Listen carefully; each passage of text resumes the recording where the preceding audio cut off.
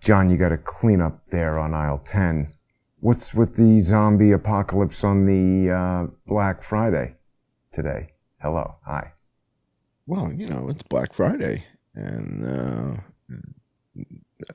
all over the world, people are storming the big box stores in order to get great deals on Christmas presents. Mm-hmm. Which is... Do people still do that, you think? It's kind of stupid, isn't it? I'm wondering if that's the case. I mean, do we have any footage of wild and crazy behavior earlier today? Like, was anybody sleeping overnight to get into the Apple store to get 6% off on a pair of earbuds or something? I feel like there's more important things going on these days. This is millennial moans the demise of Black Friday deals and gets nostalgic for bargains that sparked brawls. He wants brawls. I think that's really the part that everybody's missing is the brawl. Is the fight to get to the deal, right? And if you can get that sweater that was $99 and you can get that for $69, yeah, that's worth an elbow to the jaw. Exactly. This is what we're talking about. So, we're talking about saving $10, $20, $30. I mean, this is worth it for a lot of people. So, and again, this is all about gifts. This is about buying gifts for Christmas, which is, who's worthy of these gifts? Your kids? You're not paying attention. I mean, if you think your kids are worthy, you're not paying attention. But so that's all I'm saying. Will they declare Christmas racist or something like that? I mean, everything is topsy-turvy. Of course it is. Of course it is. Yeah. You know it's racist. Come on. Colonializing Christmas. What, Christmas? Yeah. Of course it's racist. Of course. Yeah. Celebrate the birth of Jesus in Bethlehem. Come on. This is good. It's racist. Create a Palestinian riot. Of course it is. But it's exciting that it's Black Friday. Last year on this day, we did Black Swan Friday because, I don't like turkey, right? So we did Black Swan Friday. And this year we're having a Black Friday special event. And, I was thinking about the zombies and the film World War Z with Brad Pitt, because World War Z is about a virus, right? World War Z is about a virus. And there's also this metaphor in the film about the glass wall, that there's certain people who are on one side of the glass wall and they're not infected. And then there's the unwashed millions on the other side of the glass wall. And we don't know if you're infected or not, and whether or not you're going to turn into a zombie. But interesting film, World War Z. And I thought that we would use this time to do a little retrospective and look at some stories. I was poking around on my Thai laptop. Remember when you came to Thailand and I had that little laptop and it's got the Thai keyboard on it, and whenever we get together, that's what. Okay, well, it's got a Thai keyboard on it, so it's got English letters and Thai letters all over it, and you don't see a lot of those, right? So I was going through it, and I found a couple things that I thought I'd share with the audience, because one of the questions that I've been posing on Twitter recently to people that are carrying on about the vaccine injuries. So there's a lot of people who suffered through vaccine injuries, or at least that's what they think, right? I'm not laughing about that. Well, right, we're not allowed to really talk about that, but there's people who claim or think that. And my question is, well, why did you think that you would need this protection? Like, was it mandated, or did you think you needed it? And that's sort of, for different people. Like right now, the military in the United States has sent out letters and said, we might have, we're going to backpedal a little bit, and we want to come on back. We're sorry that we kicked you out for not accepting this mandate. You don't need to take it, but you can come back now. And so this is Frank Muth's new campaign, right? Remember Frank Muth? It's him. Remember General Frank? Yeah, General Frank. General Frank is in charge of recruiting. But right, so since they moved him in charge of recruiting has been an absolute. Because people didn't want the vaccine, recruiting was down, so now they say, okay, take it back. Well, the recruiting in the armed forces has been a disaster in the United States since Frank took over. I think it was a disaster before he took over, but since he took over, it got even worse. And then they kicked out, I guess, 30,000 active service members. Maybe? Probably, right, if we were to ask Bill Gates. Well, what do you think? Will they come back, John? I mean, some percentage will, because they probably will have no choice and no other job. But I've spoken. I don't know, how do you feel when somebody disrespects you and then calls you a few months later and is like, hey... I've spoken to a couple service guys, and they said, and they got the letter, by the way. Oh. They got the letter. They got the invite to come back. Oh. Yeah, no thanks. And they said, no. You kicked me out. You kicked me out for... And so it's interesting to hear it, from the horse's mouth, talking to some guys who are in the service. So interesting stuff. Let's share with the audience a couple of these slides that I prepared before we have to go to the patron only portion of the show, because again, unfortunately, the videos here, like for example, I got a video taken down of some testimony that I gave with Larry Klayman. Yeah, I think I know who did that. 3 years ago. That video got a strike. So we have to be really careful what we say here, guys, and I apologize for that, right? It's not, this isn't the ideal model. I wish it was a little freer and we could say whatever we wanted, and that I didn't have to go to Patreon and go to Subscribestar and all that kind of stuff for you guys to support my work. But I don't get 2 cents from YouTube or Google.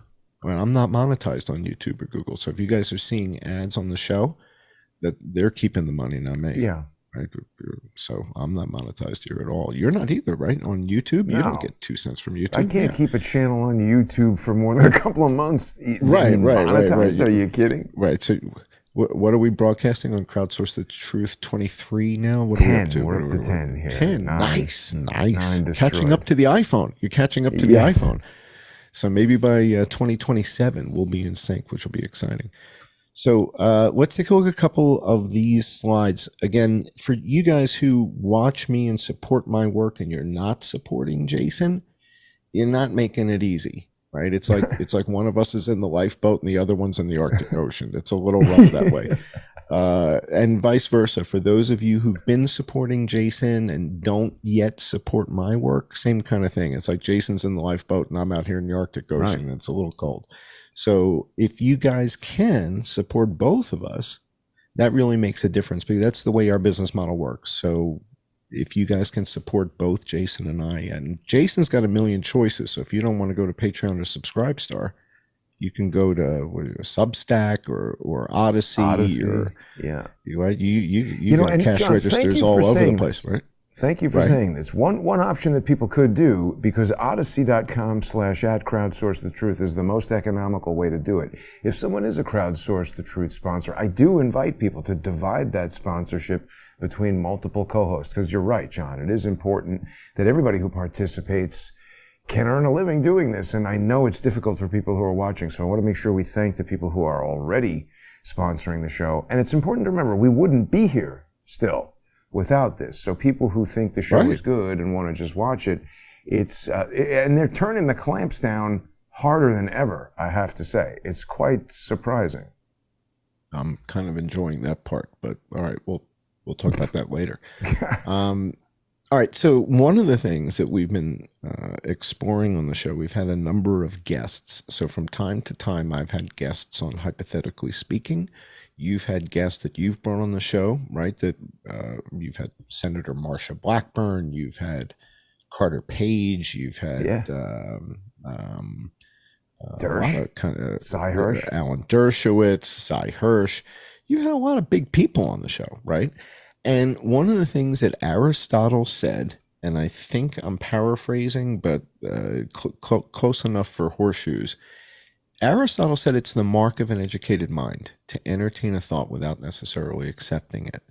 Meaning, I'll listen, right, and I'll look at your evidence, and I'll consider what you have to say, And as soon as it starts sounding like we're jumping the shark, I mean, I might have to get up and go, but I'll listen to what you got to say.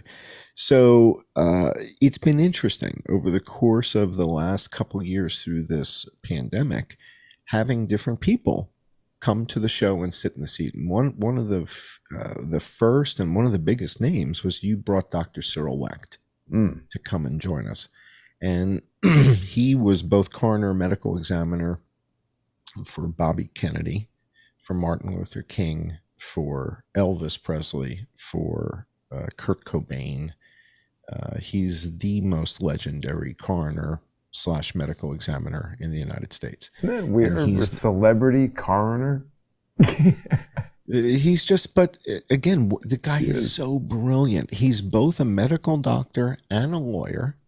And he's like a concert. I think he's a concert trombonist. What? Or French horn player, something like that. I mean, he's the guy. He's what's that called when people have a million skills? Polymath? Like Leonardo da Vinci. Polymath. Yeah, he's a polymath. So the guy continues to reject the Warren Commission findings. This is just from yesterday or 2 days ago. Oh, this is his time of year. The anniversary exactly. of.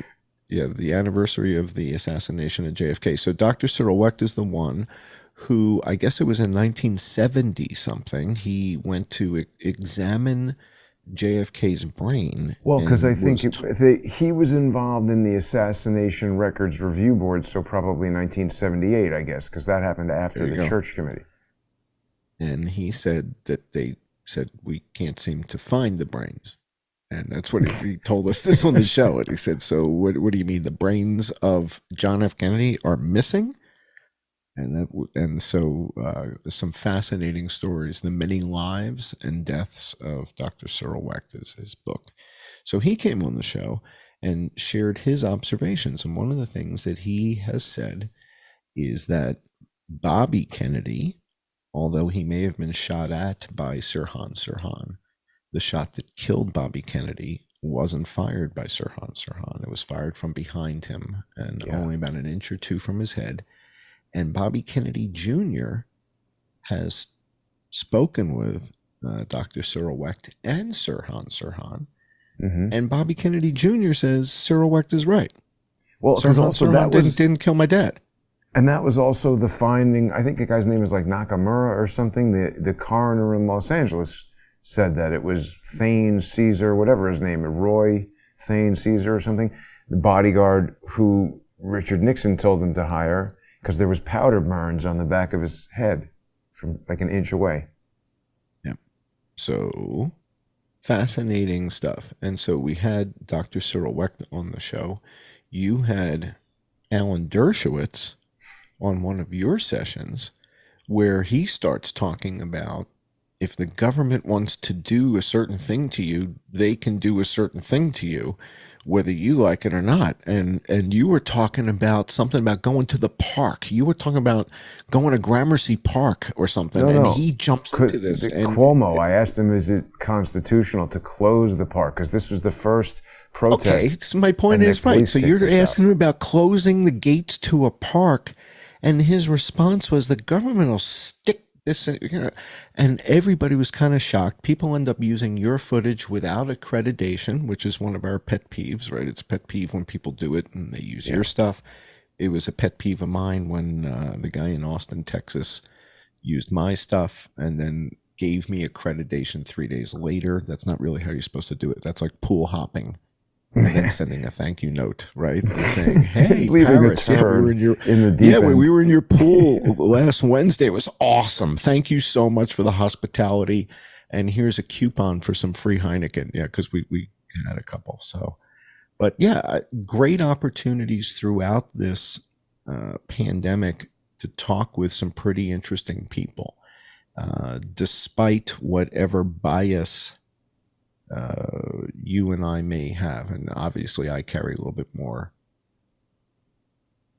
pre-bias, right? So you look like a normal person. I don't necessarily. So people will show up on your show that won't even acknowledge my existence. We got Shiva. One of the big. That was a good interview.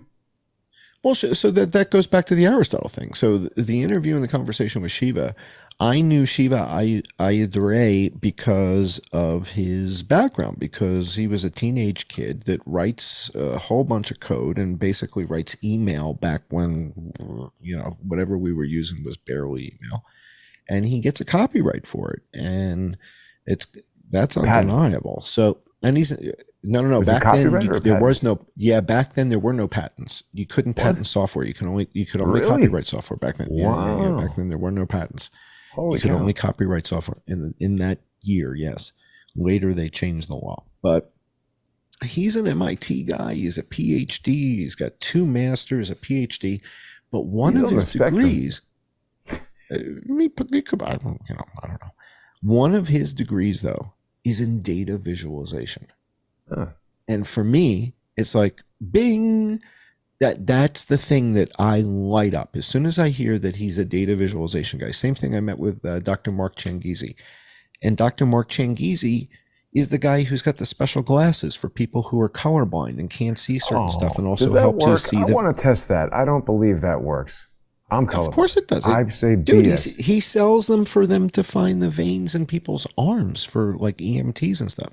So it's but those people have the rods and cones in their eyes to see the color. How could something that filters light allow you to see more light? It makes no sense. You'll have to discuss it with him, but he's got like a whole company that does this. Skeptical. And he does it both for people who are colorblind and for people who are trying to tap into veins quick and fast.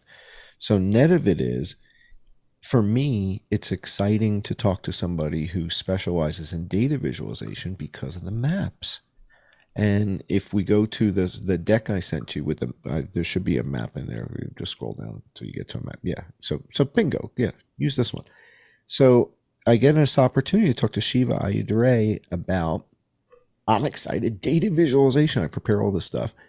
And I want to talk to him about his specialty, data visualization.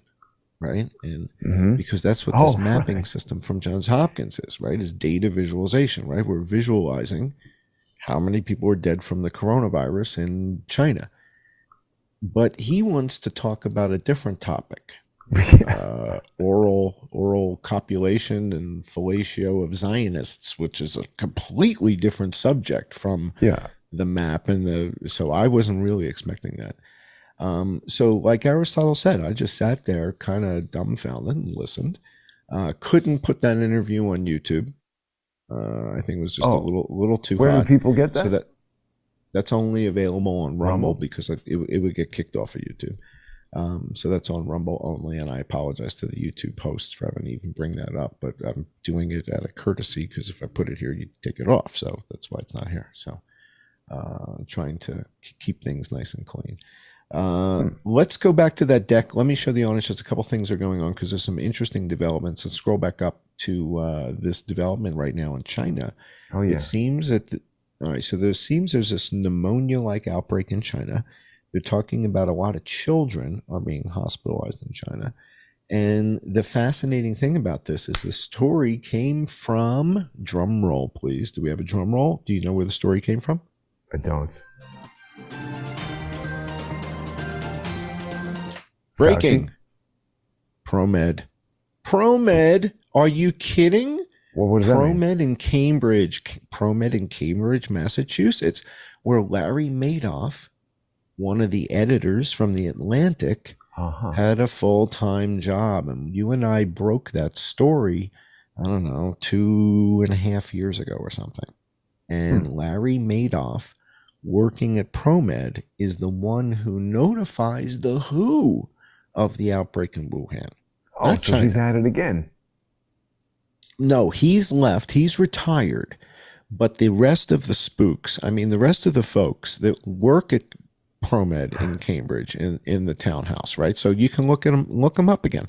ProMed in Cambridge is in this townhouse right across from Harvard. So basically it's another one of these spook buildings. And what they do is they are the ones who say there's an outbreak of Ebola in Congo. There's an outbreak of such and such over here. But they're in Cambridge, Massachusetts. Okay, and they're the ones notifying the WHO. So they did it the first time. It came from ProMed. In fact, Laura Loomer did a post on Twitter about it. If you do a Laura Loomer search with @Laura Loomer and then ProMed, you'll see she just did a tweet 2 days ago, 3 days ago, saying ProMed is talking about this outbreak in China. Well, ProMed was who notified the WHO the first time. I don't see it. No results? You have Laura Loomer. That's why you're missing an O. That's true. That's not getting loomered. That's getting lomered. And that's a whole different. Here we are. All right. So there you go. So Laura picks this up. She reports it a day or two ago. Oh, yeah. I saw this. China's preparing to unleash. I said, are you sure China unleashed it and not Fauci? Well, again, I don't draw conclusions. I'm just saying she reports on the ProMed part, right? I don't know if her conclusions are accurate. But the net of it is, this is the aspect for me that immediately draws a yellow flag. Immediately. Because of what we learned the first time around. That the WHO was notified by ProMed of the outbreak in Wuhan. And it was a unique pneumonia. Now, how many people end up dying in Wuhan in 2020? Like 5, I thought. 5,000. 5,000 people die in Wuhan in 2020. That's less than Kentucky. That's less than Tennessee. And yet we closed all the airports and all that stuff and put the planes away and built the field hospitals and all that kind of monkey business. Well, it seems like there's something going around again. And the descriptions that I've seen in the last 24 hours are describing the x-rays as what they call white lung. What does that mean?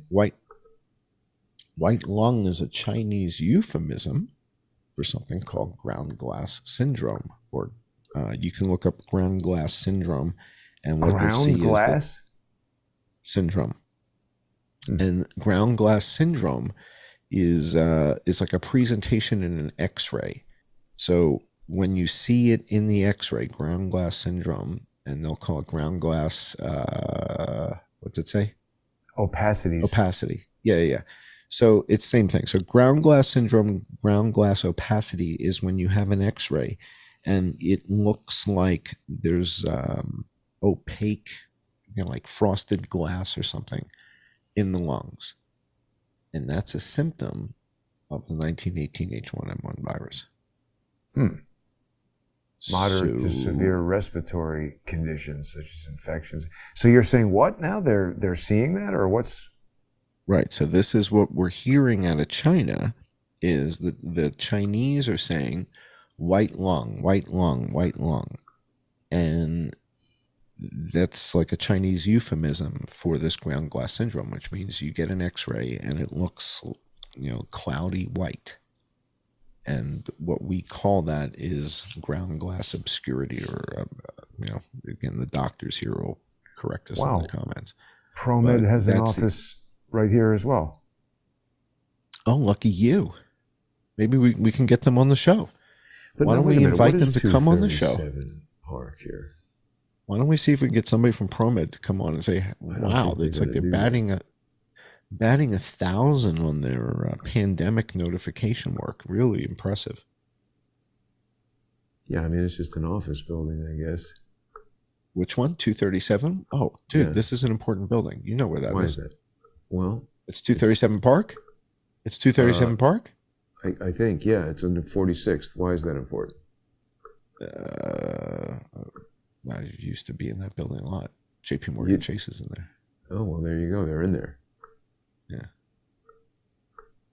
That's a serious building. Well, John, we've only got one more minute here before we're going to head over to the sponsor exclusive segment on subscribestar.com/IamJohnCullen, patreon.com/IamJohnCullen, odyssey.com/@crowdsourcethetruth, crowdsourcethetruth.substack.com, and subscribestar.com, and patreon.com/crowdsourcethetruth.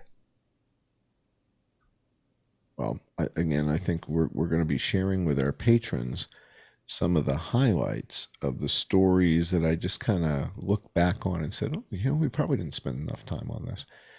like the January 6th geofence dragnet that the FBI did, where they didn't necessarily do it themselves. They bought data commercially available, and therefore their claim is, well, therefore we didn't really violate anything because we paid for it. So well, and that it was publicly commercially available, which is a valuable argument from the FBI, I think, from a legal standpoint. The problem is the disclosures of the people who are selling that, I don't think, are clear to the people who are giving it up. But we'll be back in 5 minutes to talk more about that and a lot of other stuff. Join us, please, on subscribestar.com/IamJohnCullen, patreon.com/IamJohnCullen, odyssey.com, substack.com, subscribestar and Patreon/crowdsource the truth. Thank you for tuning in, everyone. Thank you to the sponsors. We'll be right back. Stay with us.